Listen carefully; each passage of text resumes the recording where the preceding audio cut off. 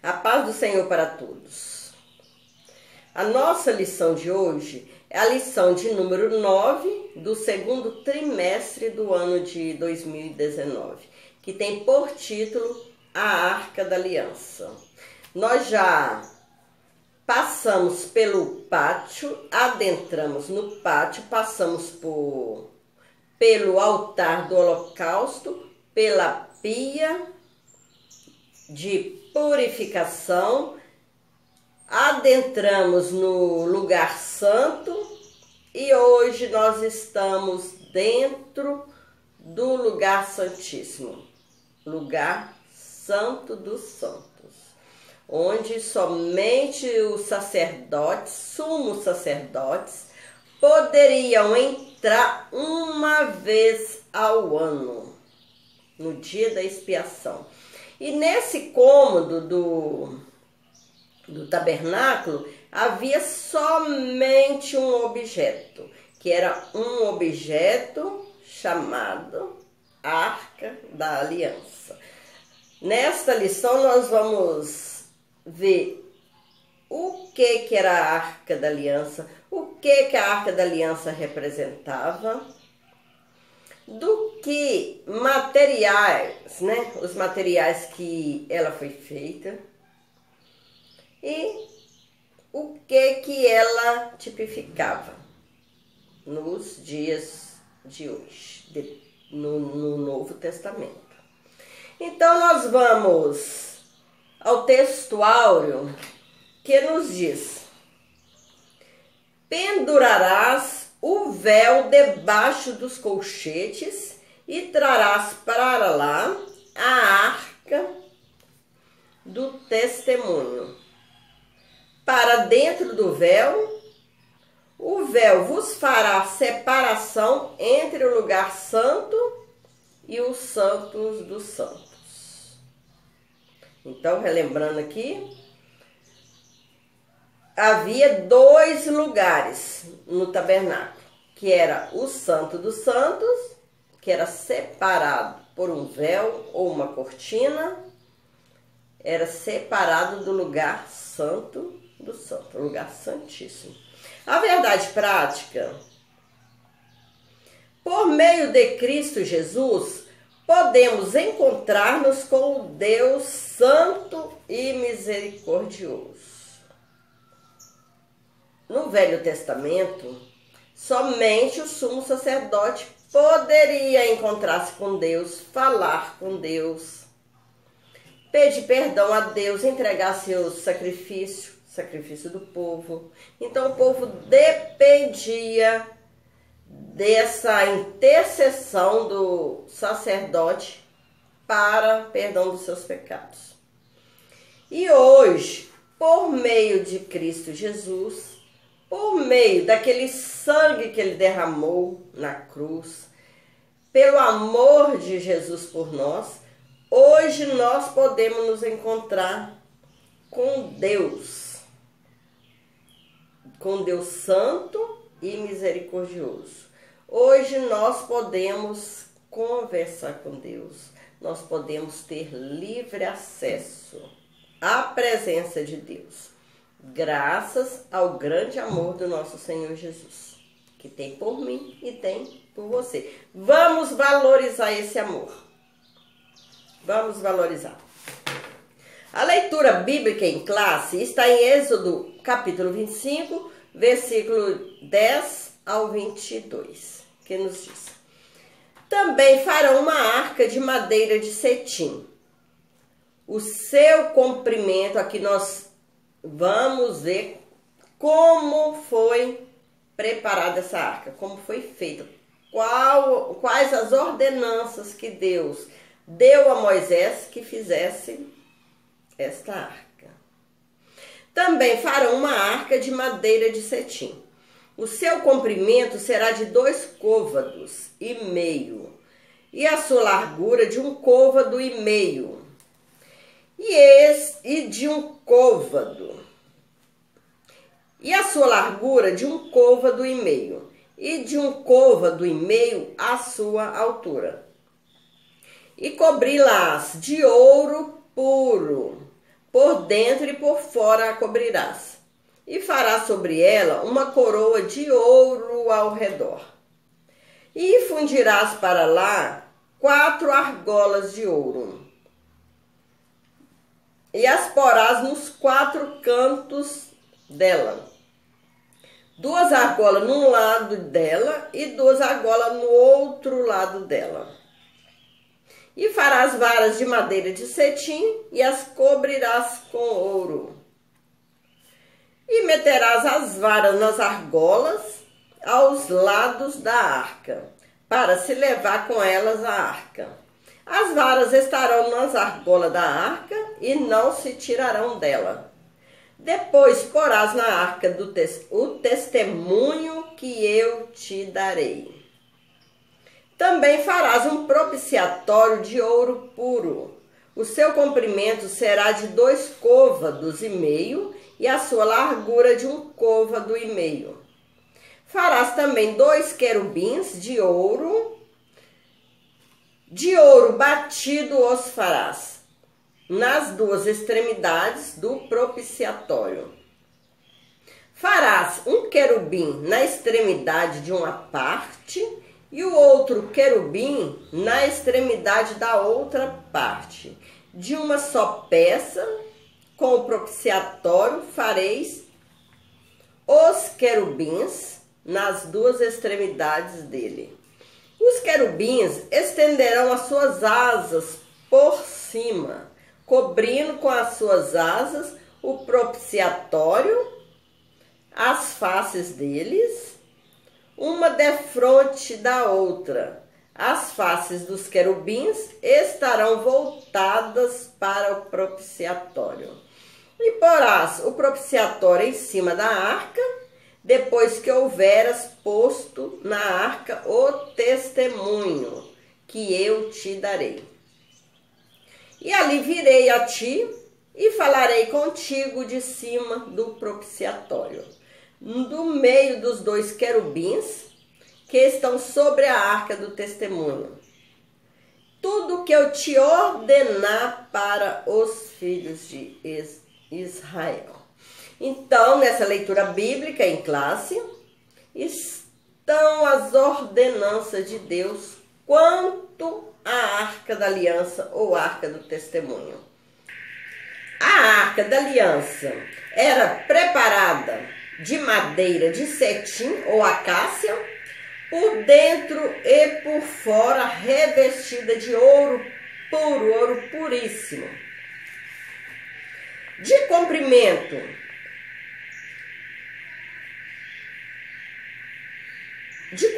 ela tinha 2,5 metros côvados. A largura era 1,5 metro e a altura 1,5 metro.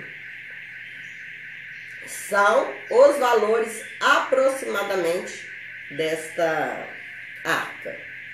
Como a madeira de acácia não ficava exposta, e o que se podia ver era o dourado da arca. A imagem fez uma perfeita tipologia das 2 naturezas de Jesus Cristo.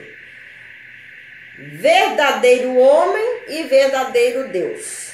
Essa doutrina é uma das mais importantes da fé cristã. Que Deus, Jesus Cristo, era verdadeiro homem e verdadeiro Deus. O ouro simboliza a divindade de Jesus e a madeira a sua humanidade. Símbolo da plenitude da presença de Deus entre o povo judeu, a arca aponta para uma verdade revelada no Novo Testamento, acerca do nosso Salvador. Porque nele habita corporalmente toda a plenitude da divindade. Ou seja, Cristo é o Emanuel, isto é, o Deus conosco, o Verbo que se fez carne e habitou entre nós, como está escrito em Mateus 1, 23, Isaías 7, capítulo 7, versículo 14, 9, 6 e João 1, versículo 14. É uma verdade consoladora saber que hoje nós temos um sumo sacerdote que é Jesus, que intercede por nós. Um sumo sacerdote que compadece com nossas vidas, compadece com nossos problemas e nos ajuda. Está sempre ali à direita do Pai, intercedendo por nós. Portanto, não hesite em chegar ao trono da graça com confiança. Hoje nós podemos chegar ao trono da graça. Vamos valorizar o sacrifício de Cristo na cruz por nós. A Arca da Aliança representava a presença de Deus no meio do seu povo. A simbologia da tampa da arca. O sentido simbólico da tampa era de cobrir algo valioso. Dentro daquela arca haviam 3 elementos preciosos, que eram as tábuas dos 10 mandamentos que Deus entregou para Moisés. Tinha a vara de Arão que floresceu. E também o terceiro elemento, que era um vaso com maná do deserto. A simbologia dos querubins alados sobre o propiciatório. Os querubins representam simbolicamente a majestade divina e a deidade do Todo-Poderoso. A função básica deles é a de proteger o trono de Deus. Por isso, a imagem dos querubins reflete um aspecto protetor, ressaltando o compromisso deles de guardarem a lei de Deus. Assim, misericórdia, graça e fidelidade são virtudes presentes na arca, mostrando que Deus sempre se interessou em amar e proteger o seu povo. Agora nós vamos falar um pouquinho sobre os elementos que estavam dentro da arca. Primeiramente, as tábuas da lei. Pelo poder divino, Deus esculpiu em 2 tábuas a sua lei para Israel. Aqui estamos nos referindo às segundas tábuas da lei. São as segundas. Porque as primeiras foram quebradas por Moisés depois do povo israelita praticar idolatria com bezerro de ouro. Quando ele desceu, ele encontrou o povo adorando um bezerro de ouro. Enquanto ele subiu ao monte para ouvir Deus, os homens reuniram, juntaram todo o ouro, fizeram um bezerro para adorar. Moisés, ele ficou tão irado que ele quebrou aquelas tábuas. Depois Deus providenciou pela segunda vez as tábuas dos 10 mandamentos. Então foram essas tábuas, essa segunda cópia produzida pelo próprio Deus, que estavam ali na arca. Um vaso com maná do deserto, outro elemento que estava dentro da arca. Originalmente, quando o maná ficava de um dia para o outro, apodrecia, porque o maná contido na Arca da Aliança não sofria qualquer tipo de deterioração. Isso sinalizava a provisão de Deus Altíssimo para o seu povo. Da mesma forma, essa imagem aponta para o Senhor Jesus como maná celestial. Quando o povo estava no deserto, Deus providenciava o maná para aquele povo. Deus providenciava e o maná era usado somente aquele dia. Não poderia guardar. O maná caía do céu, o povo usava e não poderia guardar. Por quê? No outro dia, aquele que tivesse guardado ele enchia de bicho, estava estragado, cheirando mal. E Deus sempre providenciava esse pão, esse maná. Não deixou faltar o pão, não deixou faltar as vestes para o homem, para aquele povo no deserto. Ele sinalizava a provisão do Deus. Aquele vaso que estava na arca, ele não sofria qualquer tipo de deterioração, porque ele sinalizava a providência do Deus Altíssimo para o seu povo. Da mesma forma, essa imagem aponta para o Senhor Jesus como o maná celestial, o pão vivo que nutre e sustenta a igreja. O nosso Senhor foi Ele mesmo que disse: eu sou o pão da vida. Aquele que vem a mim não terá fome. Glória a Deus. Portanto, coma desse pão. Alimente-se da verdadeira vida. Tenha sempre esse pão, tenha sempre Jesus em sua vida, que nunca terá fome. A vara que floresceu. Quando houve a rebelião contra Arão promovida por Coré, Deus mandou Moisés apanhar 12 varas e escreveu o nome de cada tribo em cada uma delas. Entretanto, concernente à vara da tribo da Davi, o nome que deveria ser inscrito era o de Arão. Pela manhã, diferentemente das outras varas, a de Arão havia florescido. E os chefes das outras tribos tiveram de reconhecer a escolha de Arão como o ungido de Deus, para exercer o sacerdócio em Israel. Essa vara serviria de uma memória ao povo de Israel, quanto à escolha de Deus ao ministério sacerdotal. Esse milagre mostra com clareza que o Altíssimo é quem designa seus ministros para uma grande obra. Ele é o dono de tudo e age segundo o seu maravilhoso propósito. Deus, ele escolhe os seus ministros. Deus escolhe as pessoas que vão servir no templo. Para cada pessoa ele designa um cargo, uma obra a ser feita. Deus, para cada pessoa, ele tem o seu ministério. E Deus, quando escolhe a pessoa, Deus honra. Deus cuida.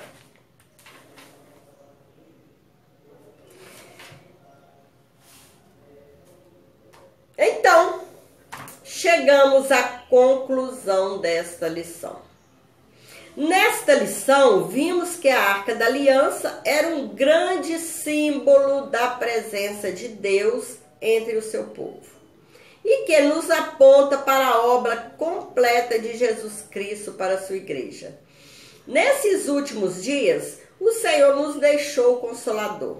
Não precisamos mais carregar uma arca para desfrutar da presença de Deus, pois o Espírito Santo habita em nós.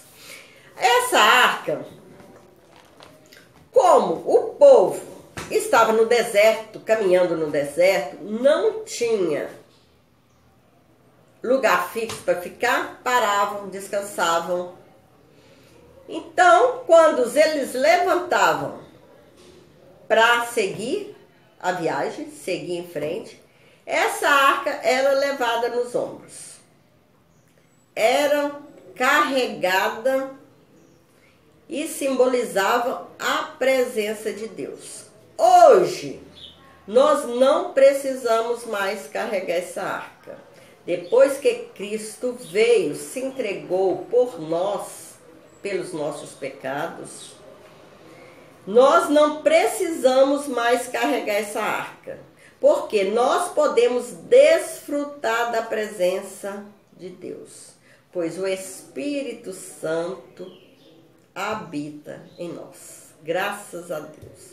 Que nós possamos estar sempre disposto, a servir mais o Senhor, a cada dia nós melhorarmos, nós despertarmos para fazer a obra do Senhor de coração, nos dedicar mais nessa obra, fazer a vontade de Deus, obedecer, ficar na dispensação de Deus, deixar que Deus nos use, deixar que Deus nos vê como um instrumento a ser usado para ganhar vidas, ganhar almas, para confortar as pessoas que necessitam, para sermos usadas como instrumento, como vaso na mão de Deus. Deus é muito bom. Jesus maravilhoso. O Espírito Santo reina e habita em nós. Qualquer probleminha que nós passamos, qualquer problema que você esteja hoje, confia que o Senhor resolve da melhor forma.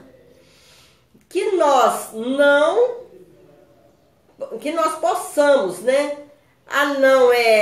determinar um prazo para que o Senhor resolva a situação. Porque nós não conhecemos o dia da manhã. E o Senhor conhece. E o Senhor tem o melhor para nós. Na hora certa Ele vai resolver nossos problemas.